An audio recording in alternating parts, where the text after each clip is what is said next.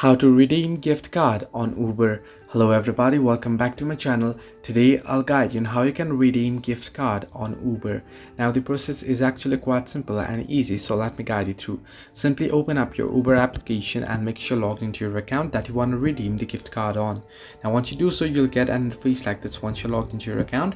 At the bottom of your screen you can see 4 different options: home, services, activity and account. Now make sure you're logged in and make sure your app is updated to the latest version before opening your application. Now once here, what you want to do is you want to tap on the account option at the bottom right corner of your screen.